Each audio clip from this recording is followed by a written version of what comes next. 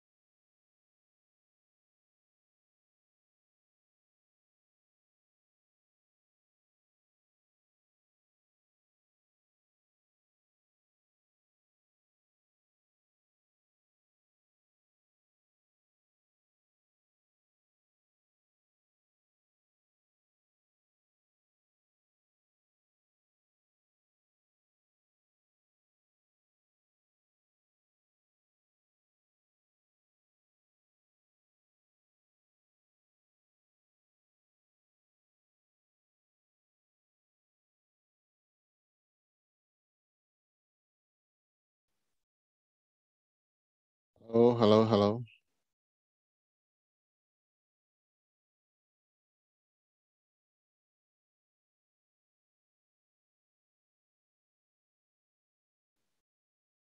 Hello. Hello. Hey, hello everyone. Hello. Good evening. Welcome to class today. Thank you, sir. Yeah. All right. So,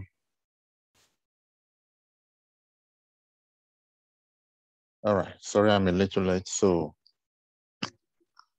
we just want to have a revision and then do like a question and answer session with you so that we can move on to real training for those that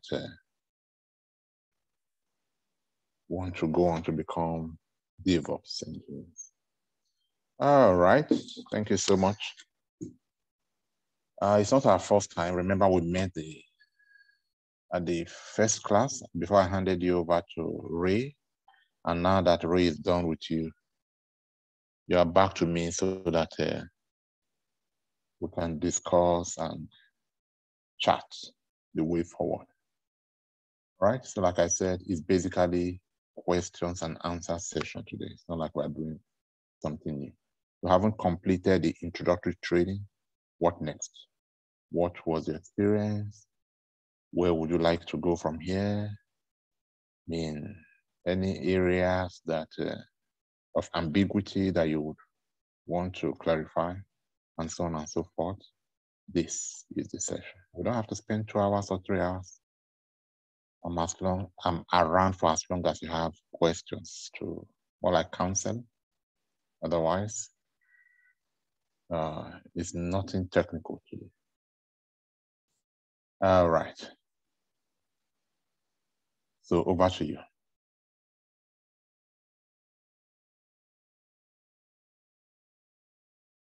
All right, so we have 6 people here. Amara, Ifi, Femi, Olakwo, Norty, Sotu. All right, are you all in the US? Is anyone joining from Nigeria?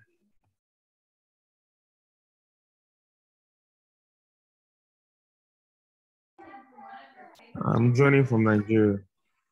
Okay, who else is joining from Nigeria? Sotu is joining from Nigeria. All right, so the rest of you are in the US. All right, so did you complete the introductory training? Yes. Did you all complete the introductory training? Yes, okay. So that wasn't the IT like you already know. It was just introduction to IT to give you a taste, an insight into what IT is all about and what you'll be doing, an overview of what you'll be doing when you do become IT professional. Right, so was that clear? Is there something that's not so clear that you wish to? Yeah, questions, contributions, observations. Let's make it as interactive as it. Yeah, from This is Efe, yeah. all right. For me, it was Mr. Raymond did a very good job. I already made up my mind that I was going to tilt in this direction. I just watched a few videos on YouTube just to give me an idea of what it was, read a few paperworks and write-ups from people about cloud and cloud architecture and cloud engineering. And I already made up my mind. And the introductory class opened up, kind of made me more interested in wanting to know more. So I would love to go in this direction. Awesome. Thank you, Efe. That was exactly the idea. The idea was just to have the kind of effect that he has on you. Awesome, good. All right, that was for Efe. Who else has something contrary or otherwise? So what was your experience, Femi?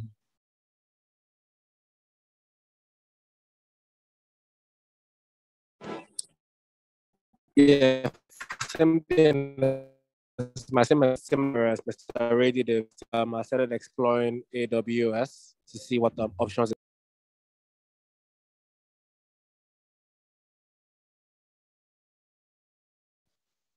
Okay, I think we lost them. All right. All right, so like you may already know, there are so many different areas of IT, many different areas of specialty. However, we are focusing on the area of IT that is called cloud. Well, the general area is cloud engineering.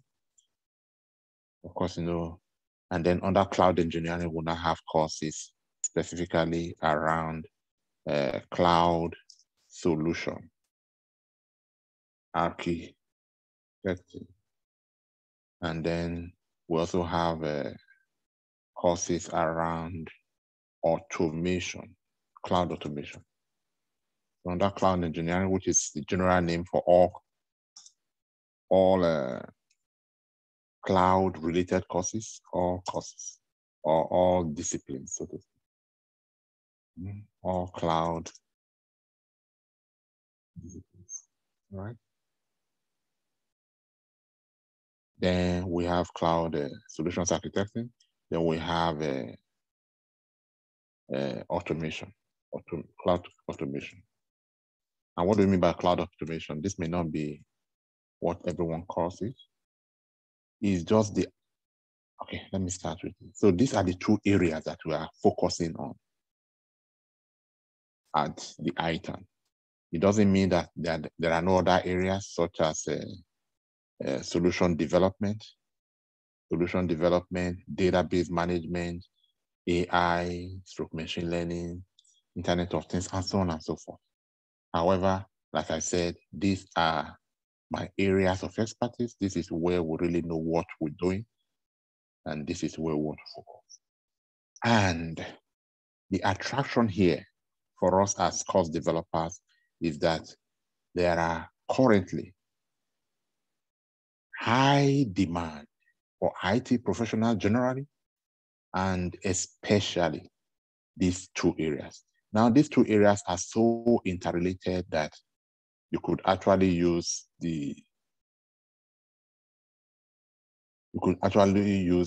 one term to describe both.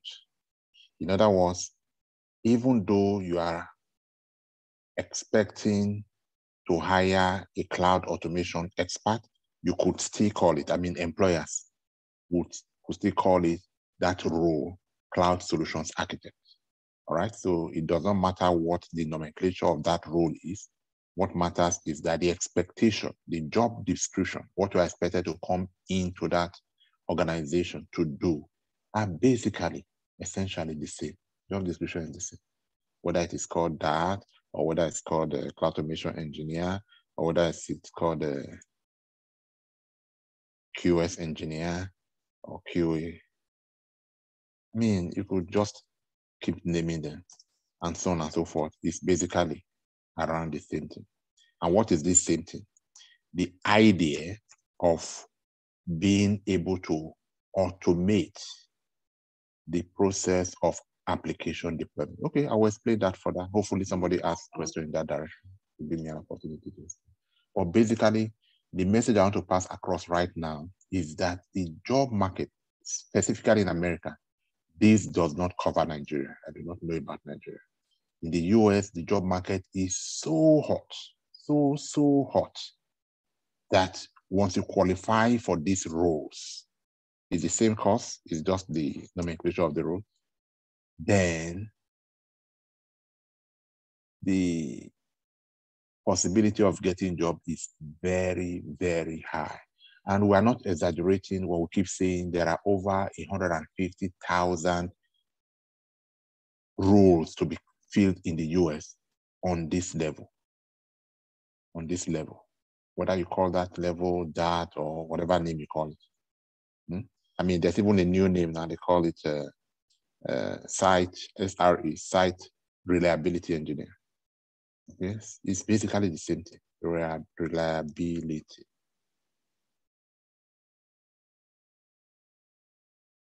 All right. So do not let the title confuse you, but essentially these people all do cloud automation, or at least that's what is expected of them. All right. So the job market is so hot on a daily basis. You get, once your resume is out there on Indeed, on LinkedIn, you get calls from recruiter. You get recruiters inviting you to them. All right. So, Okay. Question, please. yes.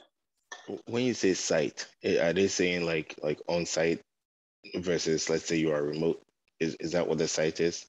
Yes, site now means virtual site. In other words, instead of going to a physical site like it used to be, where you have your servers, basically your servers and all of your IT infrastructure, everything now is online in cloud.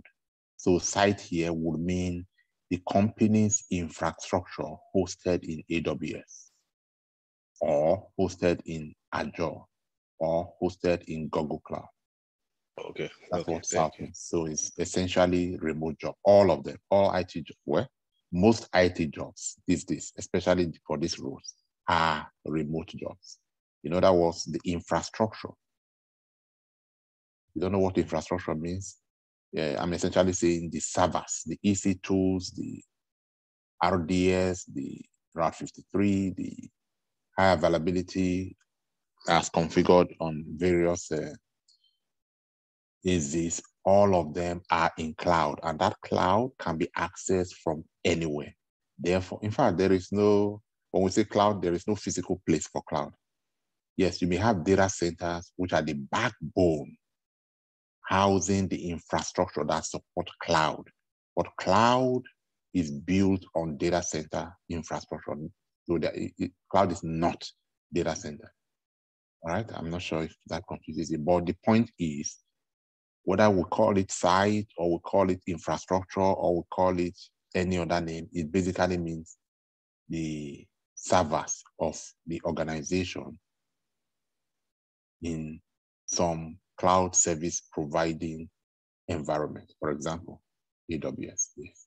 So they are remote jobs, all of them. All right. So cloud solutions engineer would be on paper. In practice, all of them is the same. But on paper, this one will be the person who, okay. So first of all, everything we are teaching about, there's opportunity, there's job, there's cloud, is all about applications. Applications, or simply called apps. And what is app? App will be the movement of physical world into virtual world. So you now have Uber as an app, you have a DoorDash, you have all kinds of apps that are moving the brick and mortar kind of companies that we used to have into their virtual format. And these apps, they are not small apps. These are thousands, in fact, millions of dollars worth of company, right? Facebook is an app, even though it's also a website. Just think of anything. It already exists in the form of app, all right? So these apps, when we say application or app, these are the kind of things we have in mind. Uber, Grubhub, what other kind of, millions of them, even dating app and all of them, all right? Now, these are applications hosted in cloud, all right? That's why they're able to do what they do. But to host these applications in cloud, you need servers in cloud. Servers would need to be set up and managed in cloud for this application to run on them, all right? So the people that are responsible for developing the application so that from idea, it comes to life, they program the whole idea into something that you can now refer to as an app. They are called developers. Okay? They are called developers. more like programmers. So this app is a solution to a problem. So there was a real life problem of, okay, instead of engineers flying in from Germany to come and fix something physical, that physical thing is now represented in a virtual format, it's not in cloud. So the engineers do not have to fly, they will just go into cloud and fix that issue. So there was a problem and fixing the issue was the solution. Therefore, applications are called solutions. So when you have a problem like, okay, I have a problem of a government has a problem of how do we take taxes from our citizens?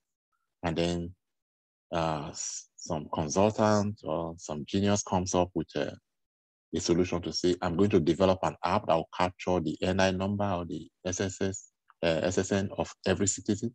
And by that, I'm able to take from source. This app is able to take from source 1% or 2% of all of their income for the government. That is a solution.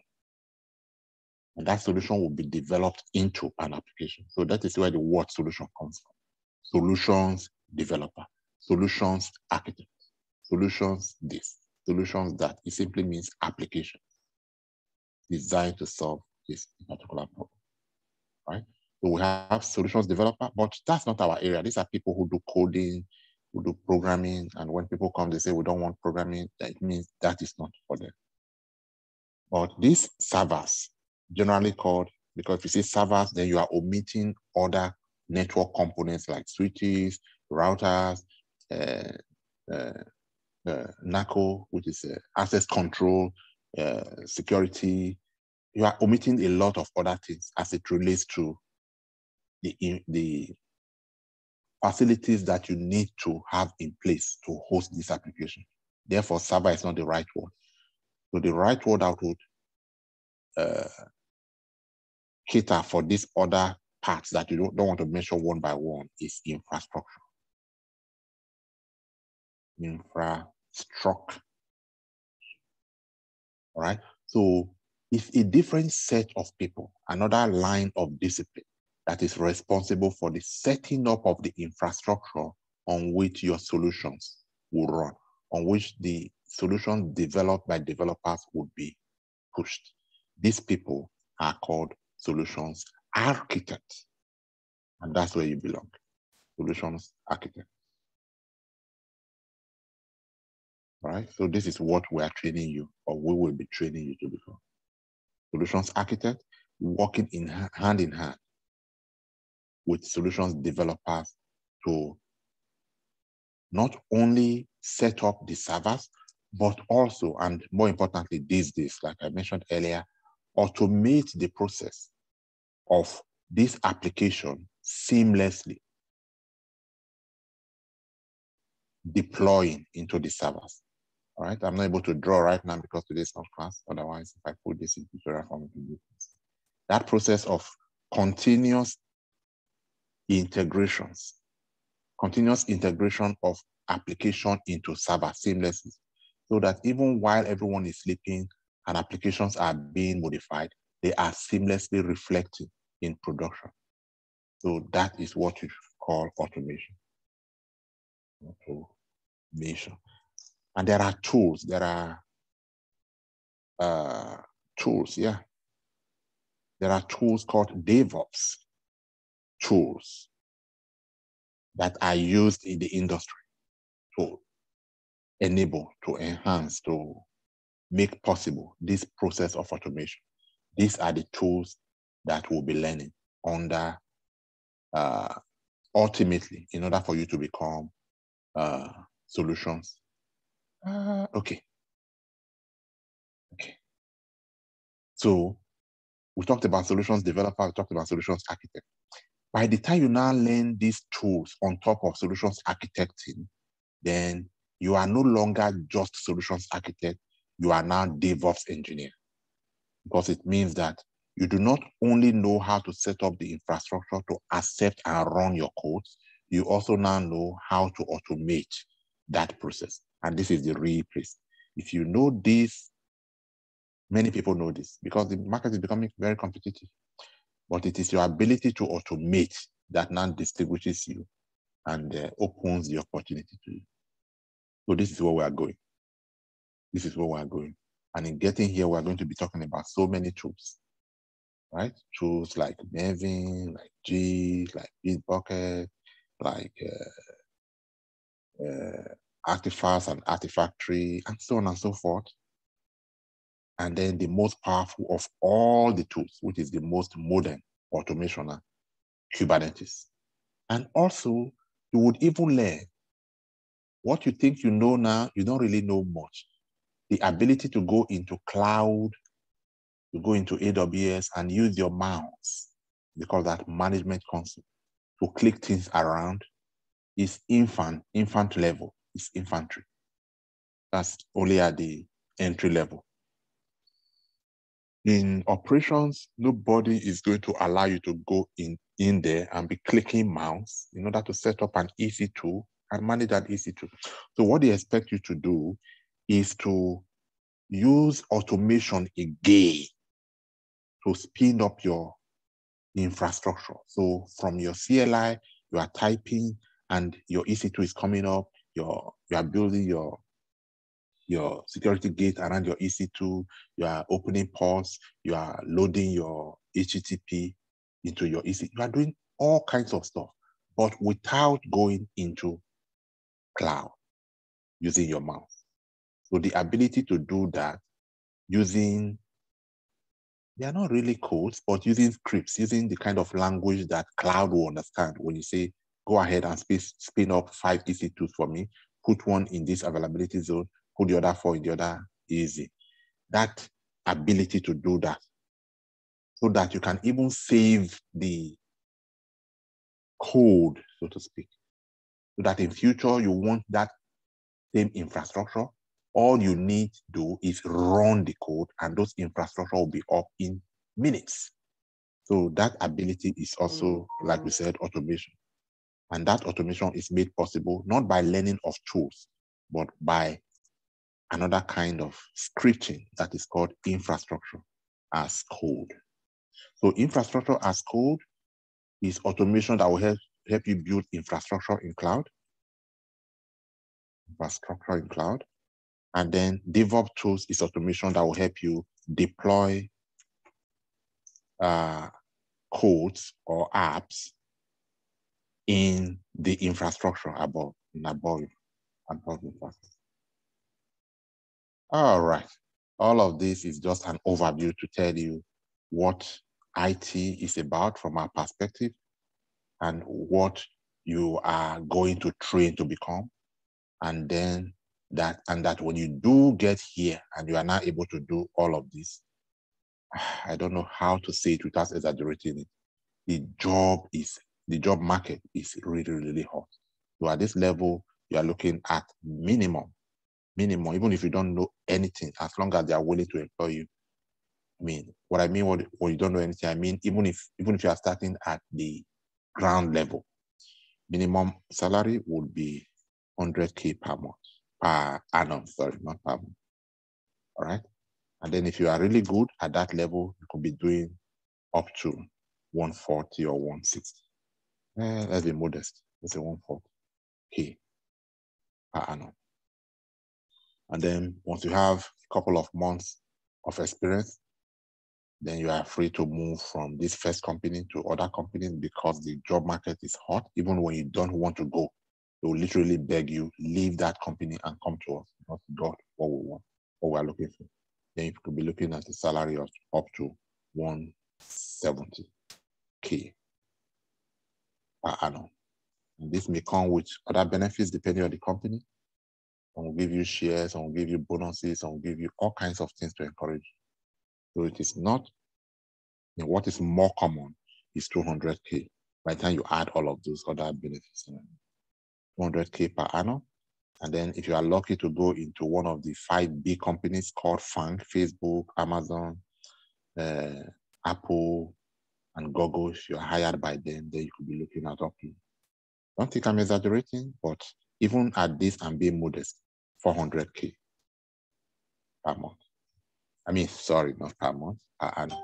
All right, so these are the kind of opportunities that are out there begging, waiting for the right people to employ into this. So much that even these days, companies are now, even because of the desperation and the competition for skilled experts in this area, they are not even willing to sponsor you. You want to spend 1 year or 2 years with a good company like Deloitte, for example, they're ready to sponsor you and say, okay, whatever kind of temporary visa that you used to get the job, we're not ready to give you, sponsor you. It means they'll give you the kind of visa that will enable you to work with them. And there are many more companies coming up because the places that they used to draw ready-made IT experts from are no longer readily available for immigration reasons. All right. So this is why I say this is exclusively for people in the US, not for people in Nigeria. However, for people in Nigeria, we do have a Nigerian program that is not half as rich as what we're doing here, but that might just be good enough for, it's actually good enough. That is good enough for Nigerian market because we've had people who passed through that training and they are now, we have at least 2 people that I know of that got remote job, one remote job from Qatar, then another one from Saudi Arabia. And then of course, many got job locally. Yeah. So to that extent, this is useful in Nigeria. I mean, even the level of training that we are delivering in Nigeria will still be useful, but this one is expert level training for high tech building and high tech job. All right, so that's why we'll be going with the people who have made up their mind. Yes, this is something that is not so difficult. This is something that I want to do, and this is where we'll be taking it. And then I dare say that we are experts. We have developed these courses in ways that will make it attractive, and also not just attractive, but also help you learn. So we have devised ways to simplify, even though these courses are technical, but you will find them enjoyable. Learning them will be fun, especially DevOps and the tools. All right, we'll be talking about 12, 13, 14 tools, but it's fun learning them. You don't even realize that you are learning all of those tools because it's practical. We are deploying projects and you are seeing the result. Even before we do the next thing, you're already asking, okay, so now that we are here, how do we get to the next bus stop? Because I can see where we are going with this. What you already know. I mean, it's so logical. And by the time we finish the deployment and everything makes sense, and then with the class manual that you're going to have, which is not just for the class, but also handbook for operations, then you cannot go wrong. And like you already know, we have community of old trainees, of alumni who are doing well here and there. And then you'll be part of those communities. And then when you do have problem as early as, oh, I just completed the course. How do I pass certifications? How do I pass interviews?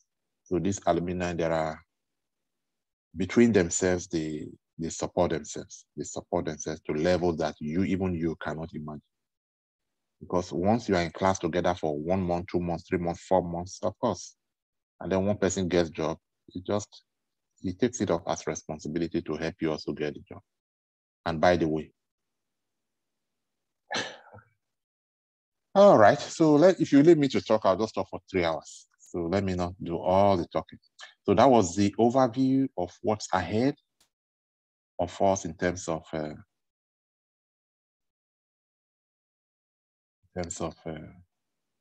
we want to go. I want to ask a question. Yes, please, Femi. Are there prospects for people in Nigeria to get remote jobs? I didn't get that. Are there prospects for people in Nigeria to do what? To get remote jobs? Yes, maybe, but I don't know. I don't know for sure. But like I said, I know of 2 persons who got remote job from Nigeria. But I don't want to be the one to say that so that you don't say, well, you told us there will be, for America, yes, I can say, but for Nigeria, yes, we have had cases. Am I promising you? No. No strings attached at all. I must be honest. To Nigerian training. Nigerian training is just, okay, the crumbs falling off the table, you just manage that. It's not the real, it's not this deep.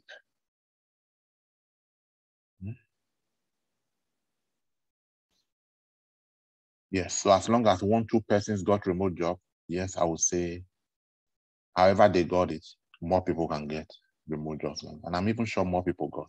But it's not everybody who got job comes back to us. It's not everybody who got job that will come back to us to say, oh, I got job finally or something.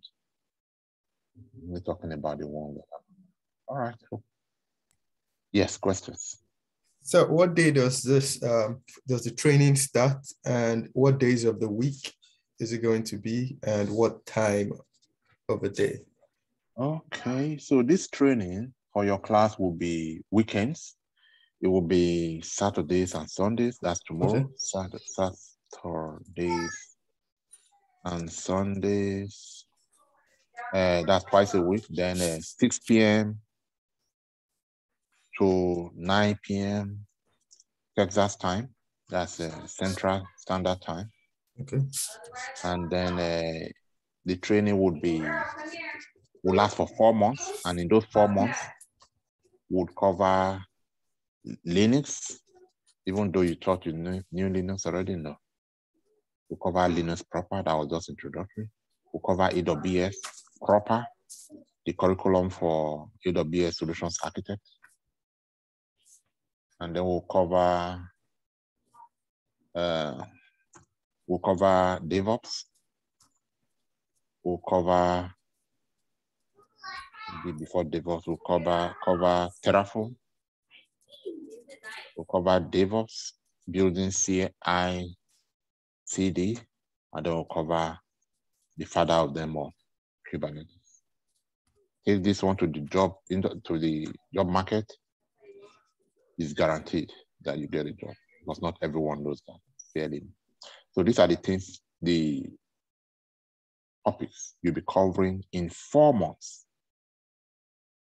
You cover all of this in 4 months altogether at $1,500 for the first month, and then $1,000 every month there. I was going to ask, sir, do we have is there any opportunity for discount? Yeah, that's possible, but it will depend. It will depend on how many people are coming from this class. So if I have like 20 people, my average class is like 10. If I get over 10 people, I might give you a discount. Okay. I might give you a discount. Worst scenario, I'm not giving discount. I'll give you $100 back for the introductory cost. So which means we deliver the introductory cost free of charge.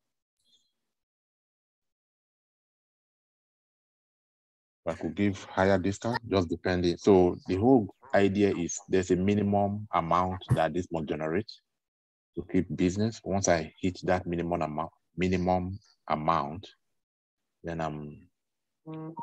I can play around with what comes on top of that as discount for. Yes.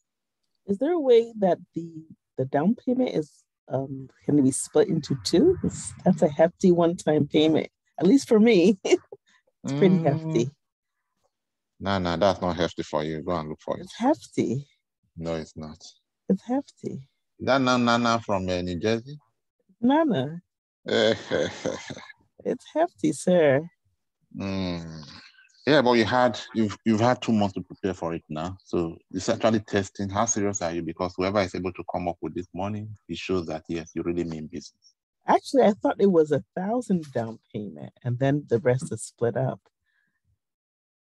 Because I honestly budgeted, because everything is strictly budgeted. So that extra 5 is already budgeted out to. Yeah, I mean, that will have to be, we cannot So this is the standard. However, I can listen to you outside class to see if we can do something for this. I mean, one-on-one. That's your standard. Gotcha. So if I say it here and everybody will just take that for the new standard, which I don't. When is the starting date?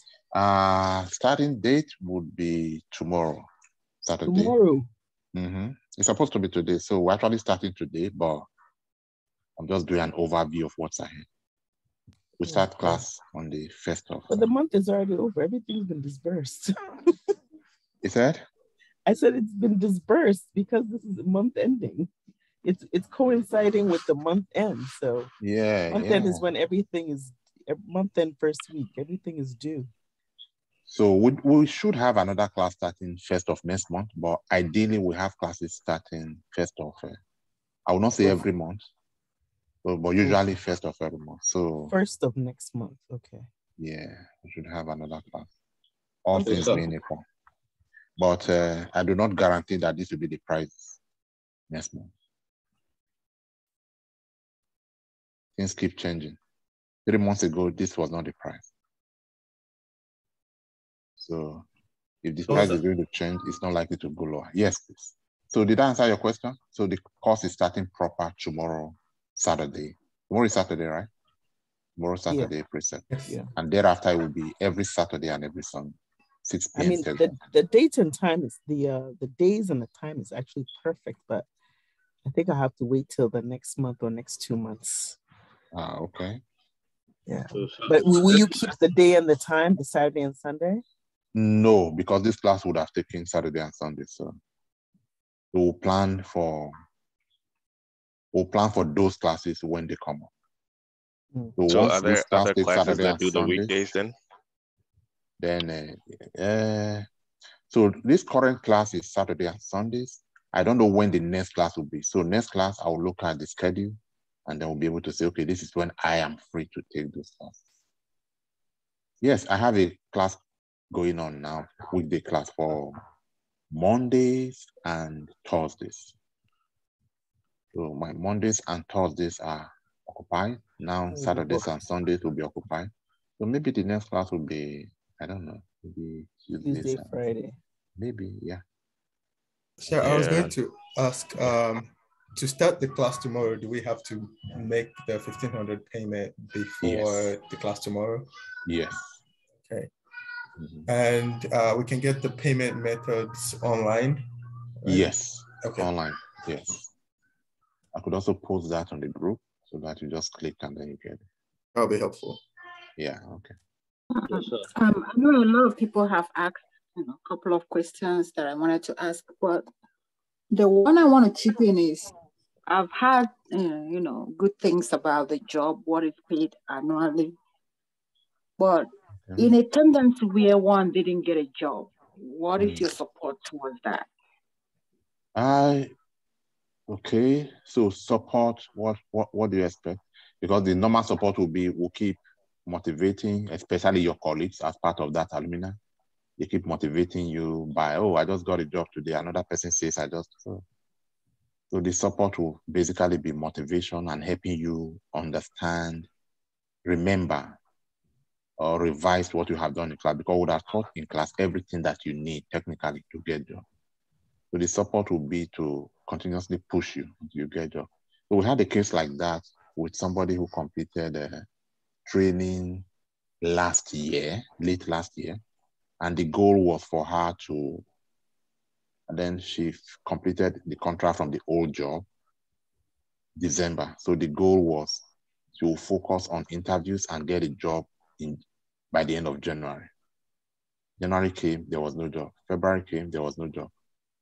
She was discouraged, but I just assigned one person to her from the alumni. Say, you know what, this is your mentor her until she gets a job. And they did everything that they could between themselves. Only for her to call me at the end of this month, about 3 days ago. They said, finally, we made it.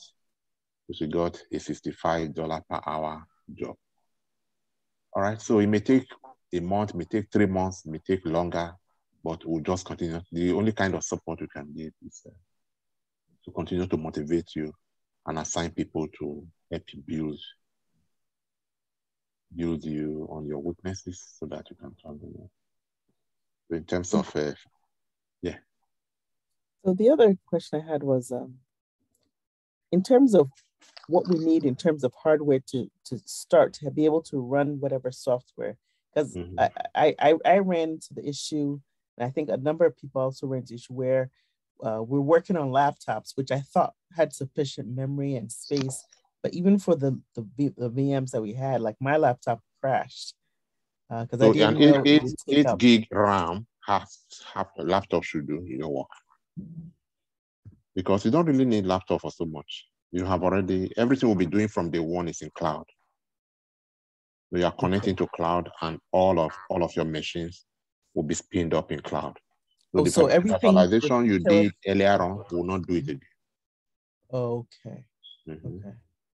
So your laptop is just a terminal to access your infrastructure in cloud. So to that extent, even a 4 gig, I mean, basically 8 gig, because this is not the days of 4 gig anymore. 8 gig laptop should do. So Terraform, Kubernetes, DevOps, all that will be on the cloud. Nothing we have to Even install. Linux. Even Linux, we are no longer doing Linux on your laptop. Everything from day one is cloud. Okay. We're going to spin up an EC2 server in cloud and put Linux right away.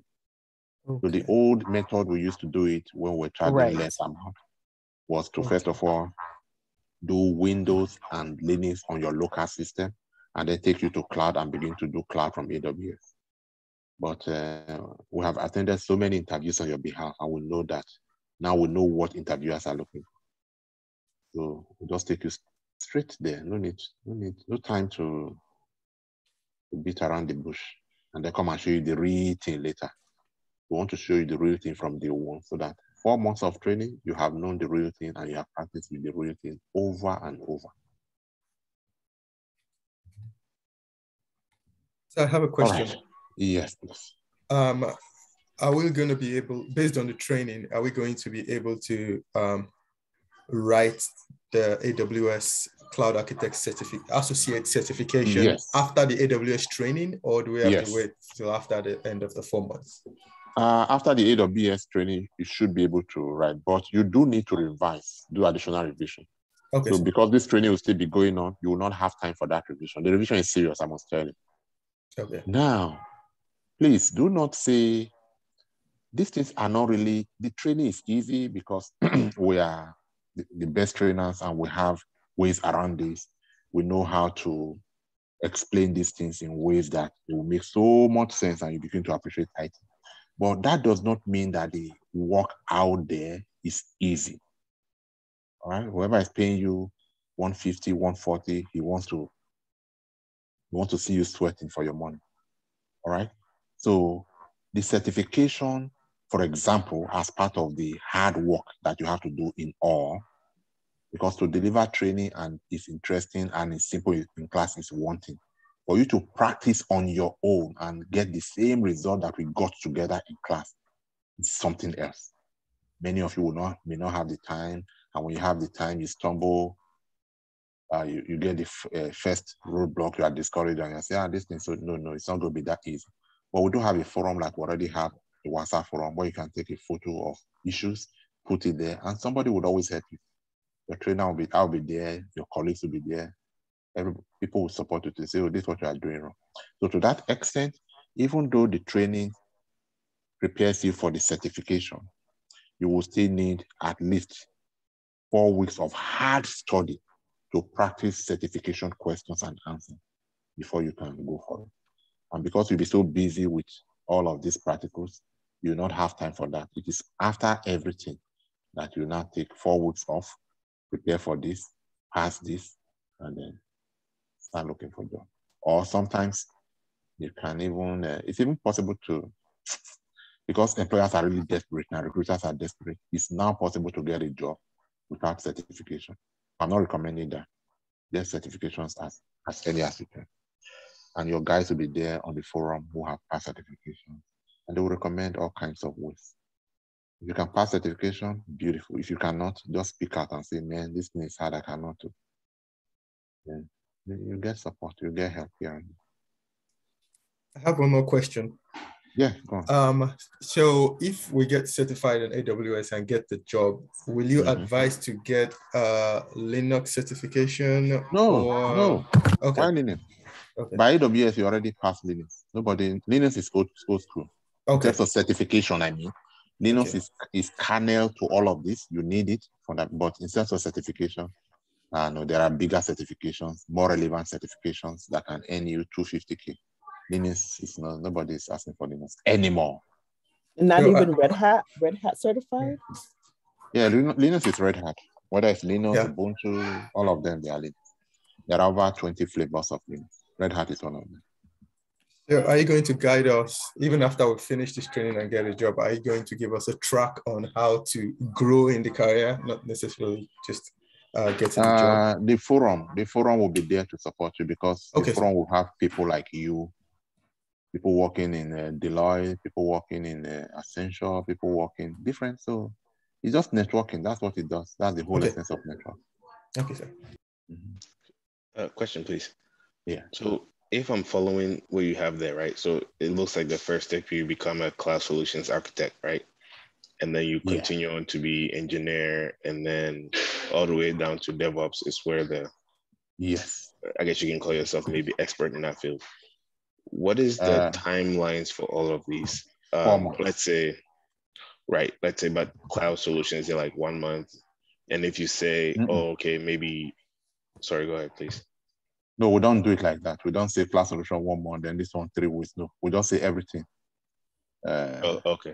Everything 4 months. Okay. So whether we spend 3 weeks on this, and then we spend 5 weeks on this, and then we spend 2 weeks on this, and then it doesn't really matter. But everything is 4 months. 4 months. Okay. Yeah. Okay. So if you follow the course through and through, then and you be a DevOps engineer, you cannot say, okay, I want to be a site reliability engineer and just stop there, right? You want to follow all the way through, right? No. So these ones here, they are just titles that employers and recruiters use to advertise the role of DevOps engineer. Where's DevOps engineer here? To advertise this role. So this is where you are going to in training. But when you are looking for a job, they may not necessarily say we are looking for DevOps engineer. They can say we are looking for DevOps engineer. We are looking for cloud solutions architect. We are looking for any of these titles. That's where this is. Okay, that makes sense. So it's not like after this, you go for this, after that, no. It's just like. So one all-inclusive for DevOps engineering. Mm-hmm. Is there security in this? Because I have a colleague of mine who always talks about security involvement in some of these DevOps. Yes, there's always security in IT. There's one, especially at not in DevOps, especially at AWS level. At AWS, you need your infrastructure must be secure. So yeah, we'll talk about security here at the VPC. Virtual private, VPC. Virtual private cloud, we'll talk a lot about security. Because that's like VPC means setting up a full-fledged network like you would have in a data center. Your cabling, your switches, your routers connected to servers, then one server connected to another server, all of them communicating, blocking access from public for some of them, granting access. So it's really intensive. However, everything I just described now will be only in virtual form, not real cables. So when connections and infrastructure setup like that are involved, then security is an issue. Yes, we do talk about security. So under security, we talk about security group, we talk about network access control list, and we talk about other services within AWS that are do not necessarily have the term security, but they are playing their roles in securing your network. Yeah. So to that extent, yes, we talk about security, but all these other ones will just be riding on the security that's already on the infrastructure.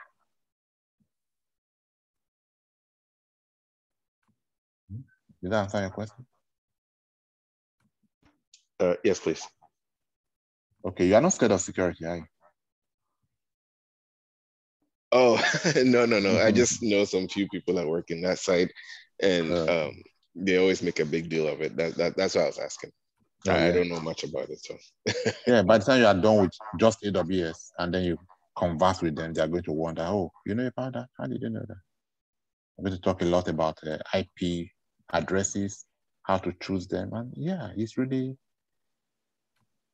as a matter of fact, to be honest, it's possible to get a job at this level with what you know with VPC. However, without automation, the job is not, it's just a try, it's a entry line. This is what really makes you a six-figure person. This automation. And it's under automation that we talked about this.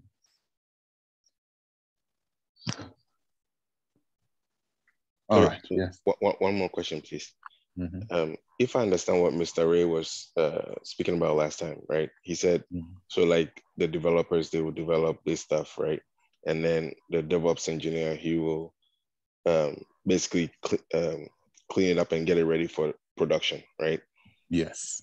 Is there any point that the DevOps people actually have to do like code, like write any code, or that's not their job at all? No, writing code is not their job. However, there are occasional points that they are going to use codes to do their work, not writing code to develop solutions, but writing codes to do their own automation. Does that make sense? So this kind of coding is not as deep as this kind of coding, just elementary coding. So for that reason, we prefer to call this kind of code scripting. It's not really like deep coding. You don't have to go and learn. Or are these people who have to learn some programming language like Python, like Node.js, like Java. But for DevOps, you don't really have to learn anything. Just use Terraform, a tool that is already existing. Just use it to write your code. So technically they are codes, but compared to the codes that these developers write, no, it's just elementary coding, code scripts. So are there points when solution, industry, some employers may want you to know this and know this, but they are just being, I don't think that's proper. So you said that you're a solutions developer, you know about SDKs, software development kits, and you specialize in 1, 2, or 3 of them. Or you are a solutions architect with DevOps engineer, and you know the tools. So this is about tools. This is about SDKs.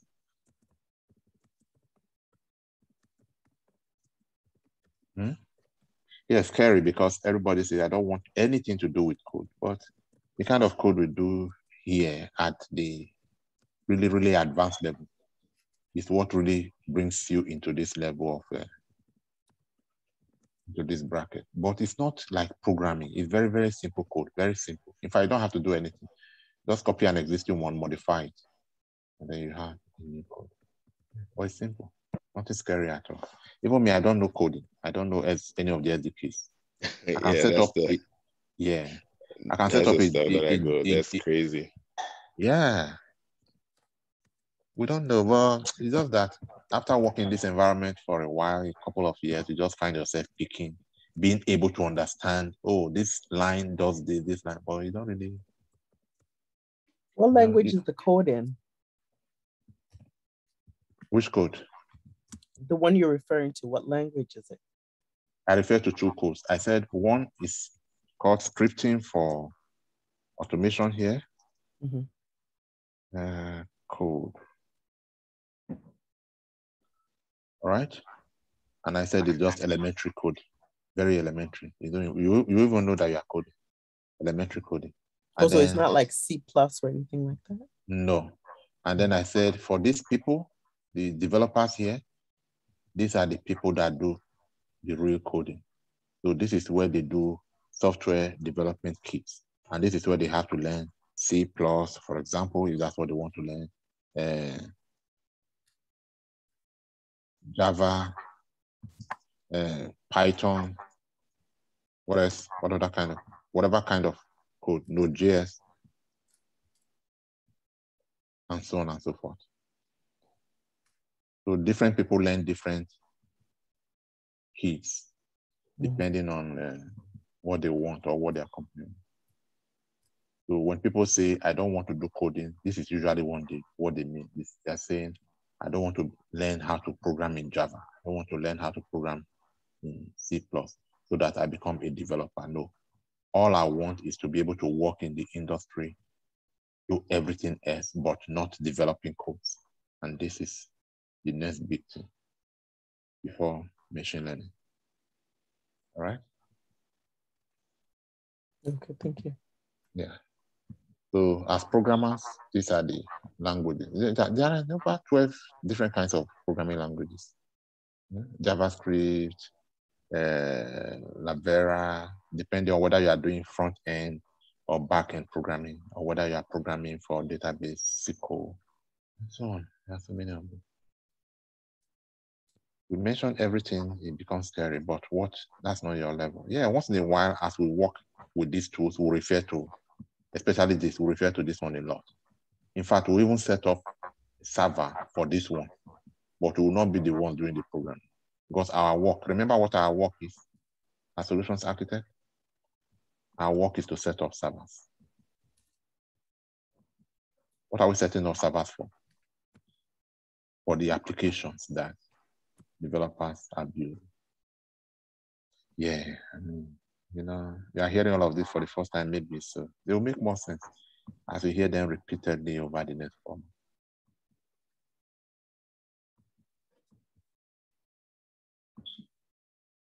All right, questions? Yes, please. So looking at the salary there, right? Is it like, okay, I get the 100K is like entry, right? So that 200, are you like a manager or like a? No, it doesn't matter what title, just make your money. Even if they call you, whatever name they call it, it just means that your skill is worth that amount. It's negotiation. So ideally, when you get your first job, maybe say 100 or 120, by the time you are getting your second job, it definitely will be something higher than that. So even if they call it the same, the title does not matter. Whether they call it, if they feel that you have a soft skill, because all of this is hard skill, you are a pure technical person. If they feel that you have soft skill that they can build on to make you a manager in the future, why not? Well, it doesn't, this is not attached to that. It just means that you are doing your work as a DevOps person, using all of these tools to achieve the company's business objective. So the hard skill is what you have listed here, and that can still get you into that. You don't have to be like manager or managing people to no, those are the advance. I don't have control over that at all. Only the company would see you, how you cooperate in team, how you get jobs, and then they will look this. They are called soft skills, and then they will say, okay, I have a training like that. Who got a job with Amazon? Now it's not like he even completed the training, and all the time he even watched the video. He paid for the video because he didn't have time for class, and then just 2 videos, 2 courses, he got this job. And then they found out even at the interview that he has these attributes of being the leader. And then they paid for him to move all over from whatever he was to Seattle, the headquarters of Amazon, so that he'll be mentored properly to become a manager in the future. So they just observed that, yes, he has this special, is it special? He just has attributes that brings him out. So he was employed based, and then he was even employed as a trainee, by the way, because he hadn't done AWS. He just did AWS. He did Windows. At that time, we were still teaching Windows. He did Windows and Linux. And by the time he was telling me about certifying, and just excited, and I said, how did you make it? He said, that's your Windows. I watched it over and over and over, and I was speaking like you. So I really, it was so cool. So there are cases like that where they just notice that the little you know it so well, and then they just take you up and train you as to become. But it has nothing to do with this. That's the point. That's up to the observation. What they are testing at this level is, we want this job done. Can you do it? What tools do you know? What have you done with these tools in the past? If I give you this scenario, what would you do? These are the interview questions. So once you can prove that nobody knows at this level, well, maybe they know, but that's not the emphasis. Whether you are going to be a good MD in 10 years' time to take over the company, you don't know. You just know that what you know is enough to help them in this area, and then they pay you what you deserve.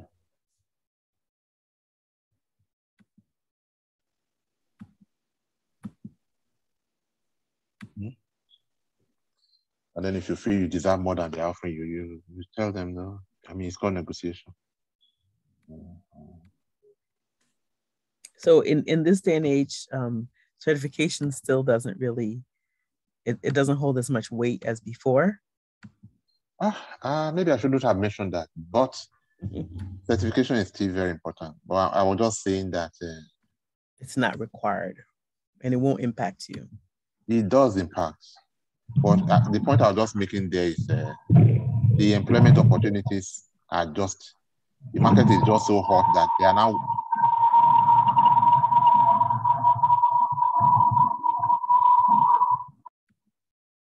So some employers are willing now to consider people who have the skills, who are doing very well, right, but for one reason or the other, do not have the certifications yet. There were times when it was a requirement. Okay, even at the interview level. Okay, are you certified? Correct. I'm not in any way saying don't write certification. I'm just, the whole point I'm making is the job market is hot. It's hot now, yeah. No, I understand, because I went through the phase where I couldn't get a job because I was weeded out because of certification. I was point blankly told that. When I asked for feedback, they said you were weeded out. Mm-hmm. So, and come to think of it, if you are competing, they interviewed 15 people and 13 of them have certifications. So what chances do you have again? Exactly. Yeah. But like you're saying, the difference is now they just need anybody. I mean, they need somebody with training that they can talk about on this show. So, they give you the opportunity and you really prove that, even though without certificate, if they give you the opportunity and you're able to prove that you really know this thing, I mean, you have control. Yeah, why not? Question. I think there's been a recent case of somebody who is still in training in my other class. He's still in training right now. He hasn't even finished training to go and write certification, and already has a job. Mm. He has not even considered certification at all because he's still in training. Mm-hmm. He already has a job. Yeah, question. Yeah, I want to ask, sometimes when you post your resume in one of these sites, some of them require a particular years of experience. Mm-hmm. And you see some people, like in the resume, you put like you have 5 years experience, 3 years experience, and they base asking you questions on the experience you put in your resume. Mm-hmm. Do you think that hurts, or is better to say, what you know, so they can base the questions on what you know? So what do you know? After the training for 4 months. Yeah, so after the training for 4 months, what's going to be on your resume? What did you say? I'm driving. I didn't hear you. Okay. So what will be on your resume after you have done all of these courses? By the time you complete these courses in 4 months, you are not going to put in your resume, I completed these courses in 4 months. I did this. Your resume will be so rich that with everything you do under all of this, that you can claim that you have 4 years experience, 5 years experience. I know you can claim that, that's fine. But what I'm saying is, now, like you are, if you put in I had when in the introduction, you said you have 7. I was listening to some of your YouTube, videos, and you said you have like 17 years experience. When you put that in your resume, they are going to base asking you questions on your experience. And now when we put like 5 years, even with the certification, that means you really know what you're doing in this field. Yeah, that's why you're paying so high, so that you can know what you're doing. You really need to know what you are doing. First of all, they will not employ you if you claim less than 4 years. So if you say, I'm a Deeper Life member, let me be sincere, I have only 1 year experience, you will not get a job. Now, this training will be so deep, and you're actually going to carry out all of these exercises on your own, and you will know it. And you are going to put in your resume what you know. Because as a matter of fact, we are using the resume, your resume of the future. That is what we are using to train you in all of these courses. So by the time we are done training you, you will not be able to defend that resume, which I already have for you. So you are going to say, I know this. I've done this over and over and over. But instead of saying I've done it over and over 15 times, you are going to say, I have done this for put some years. I've done this for put some years. So that's how to get a job. So as for how am I able to defend what I'm claiming in my resume? That's what the training is for. The training is not theory, go and memorize. No, the training is something that we have done together. You have practiced, and then you actually got results, and then you can write down your results. So it's a big difference because you actually genuinely did it from when you did not do it and you just claimed it, and therefore you cannot defend it. So everything you are putting in your resume, you must be able to defend. That is why this training is practical. Otherwise, because they are going to ask you all these tools we are mentioning, for them to pay you even 100, they will drain you. For 1 hour, you are still answering questions. They will drain you. You said you have AWS, you did AWS. How do I set up a VPC? Or you said you did Terraform. Do you know the command for spinning up EC2 from? They are going to ask you all of this. And if you did not pass through the training to practically do it, you will not be able to answer them. So all of your fear, all of your worries will be taken care of by the training, by the practical nature of the training. So that means that you can confidently defend the content of your resume compared to somebody who just picked up the resume and said, wow, this is a beautiful resume, you can get me a job. Let me apply. Yeah, they will look at the resume and invite you, but are you able to defend the content? No, because you did not go through the training. You only watch the video on YouTube. Yeah, occasionally there are exceedingly brilliant people. I have seen people who come to me and say, I have 2 jobs. Both of them are 6-figure, but I never went through formal training. Now that I have these 2 jobs, I need formal training so that I'm able to perform on the jobs. So occasionally there are people like that. At the end of the day, the training they avoided at the beginning, they still come back to say, I want to learn this now because I have the job and I want to keep this. But most of the time, you need to get the training first, get the counseling, get the drilling that I'm going to put you through at the class. Then you'll not be able to face the outside world. But once you can face my drilling and you pass out from this class successfully, then the rest is easy. Because I'm going to drill you more in class than they would drill in the real world. And I'm going to provide all the tools that they'll be asking you. Because I've attended these interviews and I'm still attending them. I need to go out there, see what they are asking, incorporate them in my training so I can use them to train you. Otherwise, how do I know that what I'm training you will give you a job? So training is the answer to your fear. Oral training. Yes. Are they still there? Yes, right here. We'll see. Okay, everyone is so silent. I was wondering. All right, so questions? Sir. Yeah. So you said the classes are going to be probably, you said monthly or whenever the classes is on, you will let us know, right? Because this one is already starting. So another one, you said it's probably next month. I don't know about the next one, but we'll start classes as often as we can make it every month. But that's not a guarantee that we are starting the class in May. But this one now we are starting is, we are starting already. When will the next class be? Just be on the lookout. Hopefully we'll start one in May. If we're not able to start in May, maybe June. Some people like myself, so that I can go prepare and get the money and everything. That's why I was just asking. Yeah, I know, yeah. So all you can do is put out the information all the time. Yes, I always post on Instagram, yeah. Is that what you mean? I mean, both on Instagram and on your WhatsApp, because I see you are putting information on there. So no, it's because you are my trainer, that's why. It's not all the time. Now that group is dissolving and we are moving people from that group to this new class, I mean, the shortest way will be on Instagram. You are following me. Okay, since I'm following you, I can always see whenever you're having any training update. Okay. Yes, I post every day, though, so almost every day. Yeah, somehow just check up. The best thing will be after following you. By the end of this month, just ask, okay, are you starting the class early next month? What was it?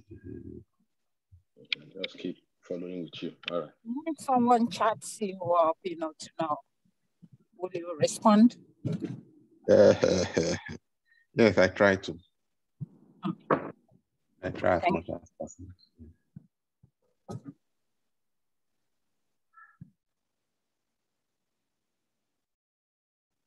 All right, so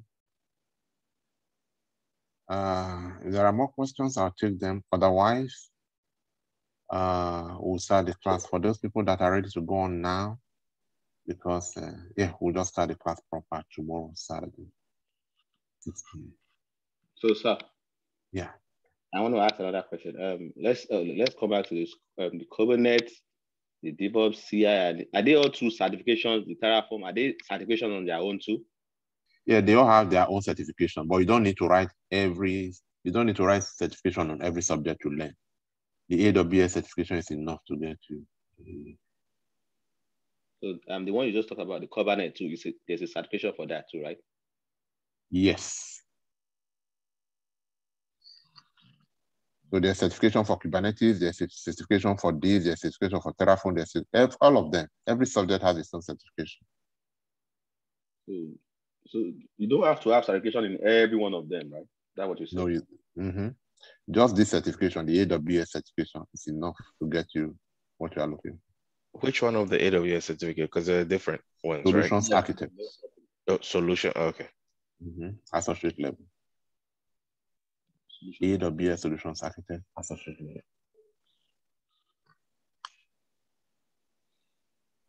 I will log out now so I can concentrate. Thank you, sir. All right, Amara. All right, so that's basically all. I'm sure that you've asked questions that has given you a deeper insight to what's ahead. So can we get the payment link on the WhatsApp group? Yes, I'll post that for you. And I also have a question, sir, before you go, sir. Are you still going to be having the class with the first class we took with you? Because I have other friends that they won't be interested. Not likely. Not likely I will have that introductory class anymore. So from this month, things are going to change otherwise. Okay, so would there be any other form of introduction so that I can link them up or something? That's what I'm just asking. Do you have our website? Just check up in our website. Yeah, I have a website. These things keep changing. For example, the introductory class came up last month.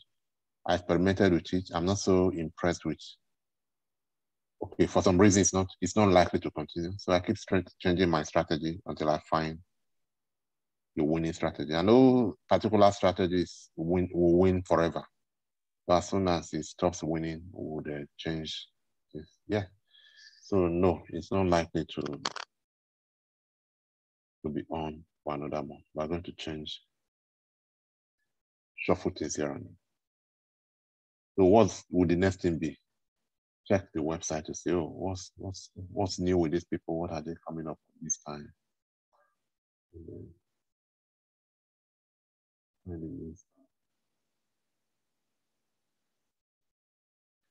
So unless for people who already enrolled and they are starting today, For next month, no, it's not likely that we'll do introductory. And if we are doing introductory, whatever I teach, we'll see. I'll put it on the website. Yeah, somebody else asked the question before that. Did I answer that one?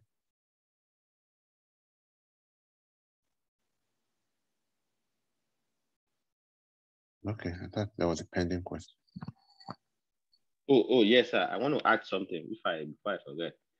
Before we join the class, can we still be watching the videos, the one for your other class before then, or are they going to be available or not on the classes we had before?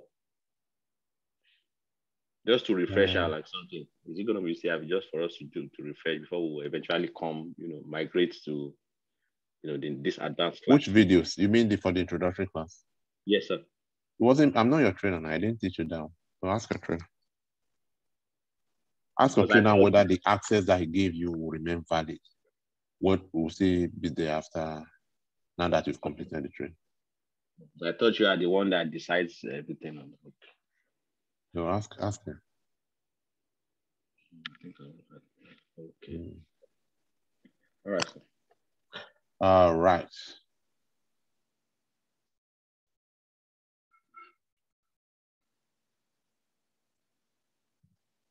All right, guys. So that means we'll just stay for another 6 minutes if there are questions. That means we're done with all of this talk in 1.5 hours. Can you put your name on the board, please? Full spelling. How much check are you writing? My name is Ochek. I'm trying to piece together pieces, Mr. Akin. Mr. Akin, yeah. I got the first one. I didn't get the second one. What's my name again? Akin. What's my name again? Akin Aregbesola. What else do you want to do? Yeah, that should be it. And the number. Yeah, well, the number, I think I have it. That's fine. Yeah, you're already on WhatsApp, so that's the number. Yeah. So then potentially we start April, potentially August, September. We should be done, right? So then we'll be ready for the fall job market. If you start when? If we start in April, like we're starting tomorrow, then potentially we'll be done August, September. Yes, April, May, June, July, August, September, yeah. So if you are sharp, maybe, well, I mean, no, that's not the word. If you could get a job between, just depends. Yeah. I wish that you get a job immediately, but it doesn't always happen like that. It takes 3 months, 4 months. Like I showed you the example of the girl who got a job 3 months later and had no job for 3 months. But eventually, the $65 per hour is worth it as first job. It's worth it. That's about 2,000 something at 40 hours. Some people got job almost as soon as they completed. So ideally, in order not to disappoint, not to feel disappointed, give yourself 1 to 3 months after training. You can only begin to worry if 3 months after training and of hard work, of certification, of practice, of attending interviews, you still don't have a job. That is when we now take your matter to Prayer Mountain. Mountain of fire. In Ghana, we have Achua Mountains. Okay, so we don't mind. We have mountains too in Ghana. Whatever it takes, you must get that a job. lot of prayer mountains in Ghana too. But normally, if you understand, especially this new approach that I'm adopting and what this new impulse coming from the industry, unless you don't understand what we do in class, if you understand what we do in class, man, yeah, good. Even you would know. You will know on the inside of you that no, this is. You feel that. You will feel it. You will know that you know stuff. Because every angle they are throwing the question from, I'll prepare you for all of them. I'll prepare you for all the questions. And by the time you fail the first, second, third interviews, and then you rehearse and you share your experiences, you should be able to cancel it to say, okay, you could do this better next time by adopting this style. As for the tools, we're already teaching the tools that they would need. Because they look, I mean, the sample CV resume I'm going to give you, I'm going to customize for you. It's already out there, and I know what recruiters are, the wow they are saying about. As far as recruiters are concerned, the job is already there. It's just the company, the technical people representing the company that they want to just find out if you really know what you have in your resume. And we'll teach you to defend what you have there. You are not saying anything strange. You are claiming what you know in your resume, and then we are preparing you to defend. So I'm really, and then I started this new training in January. So my first batch is still in class now. So they'll be finishing January, February, March, April. This month end. Maybe we'll extend a little bit to May. So by the end of May, I should be done with my first set of trainees in 2022. And then there will be, I want to see the percentage of success. How many of them will get a job immediately because of the way I'm preparing. And then very often, one of them already got a job, like I said. And then there are some smart people in that class. I'm really sure I'm going to get up to 80% success in terms of how they get a job after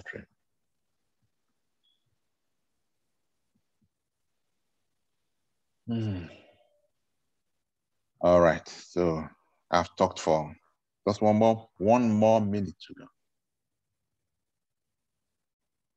All right, so once I see your payment, I'll send you the link to, so once you make payment, send me your proof of payment privately, not on that group. And then I'll now send you the link to tomorrow's class. And then we'll start training properly. Everyone happy? Big investments. Yes, sir. Yeah, it's worth it. I was talking to somebody recently and he was talking. Oh, that guy. There's somebody else. Is he here today? What's his name? No, because I didn't share this link and it's not part of your group. I'm not sure he's. So courses like this are usually around that price, 5,500, 5,200. But the investment is worth It's nice to think about when you have to implement it. It's like, whoo-wee. Yeah. Oh boy. What about, I called an online investor and said I wanted a PhD degree. You know what they were charging?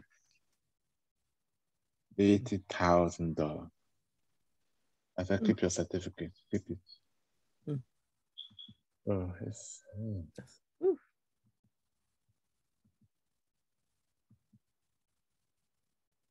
That's how it is. Okay. But it's worth it if it gives you these promises of 6-figure income. In 2 months, you're out of.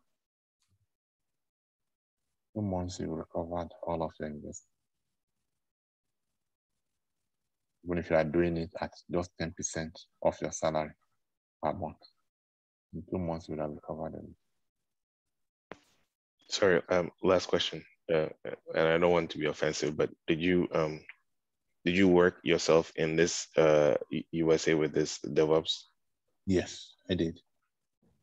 I did time and time, but I just cannot cope with the idea of working. I mean, of working anymore for somebody. So I decided to run my own company. Yeah. Okay. Thank you. And it's really, and I'm still tempted. Somebody is still calling me and saying, please, even if you are not ready to start work immediately. In fact, I'm going to send us some of your resumes to him so that he will let me rest. He's offering 200,000, and that's more money now. Yeah, Nigeria, I know it's more money, but just come. I just need you to. I can't pursue somebody else's job and I'll have the same. But it's tempting though to just have that side money as part of this. But when you know these people, said they drain your blood. Yeah, that is it. when you're not ready to do it, they would drain every ounce of that 200 from you. That is it. I was talking to, she's not my trainee, but somebody, he does 2 IT jobs. And then I was just rubbing minds with her about, okay, how is this industry? How would you like to contribute to my training? Should I send some people to you to mentor? And she was telling me how to wake up 5 a.m. And as at the time I called her, it's about 6 or so, she was still at work and she was not going to leave until about 10 o'clock. At 10, how do you manage that? 10 is easy. That sometimes she doesn't even sleep until around 4. Then no, for all the money in the world, not with my white beers. Don't do that anymore. So I just stay on my business and develop it until I become. When I hear of 200K, 330, I think that the highest anybody has offered me, 333. Really? Sounds good. But when I hear of my mates making 6 million per annum, I say, thank God I didn't take up 300K job.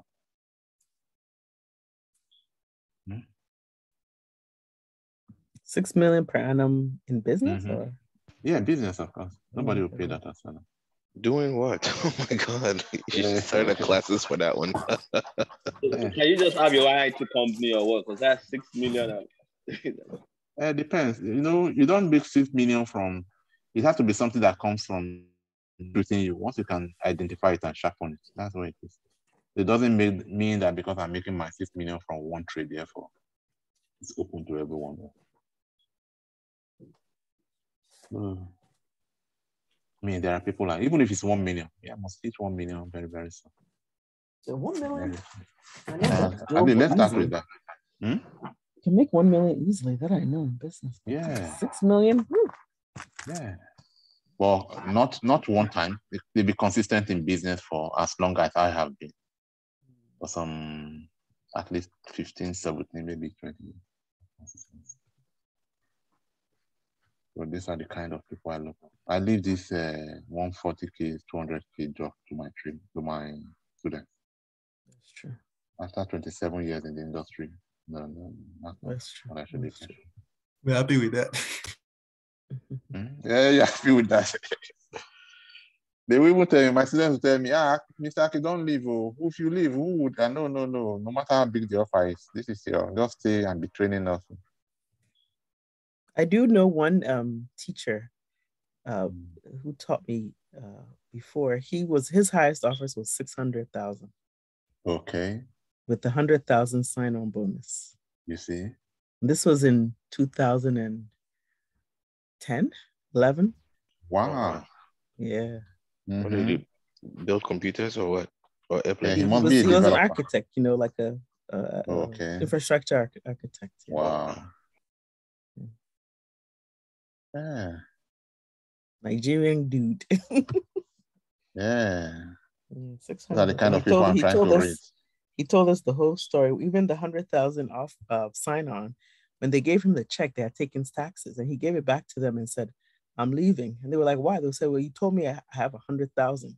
You didn't say 100,000 minus taxes." Oh yeah. So they gave him his 100,000 clean. Yeah. And we're back to that era now where they are literally begging just like that. I mean, if you know your onions too. Right. Yeah, nobody wants to lose. If you lose, you are going to their competitor. There are not many people who know Kubernetes out there. You can only pull them from your competitor to come and work for you. You're not ready to I see. These days, not many people know it. I mean, practically. You can claim you know it, but the test is there with it.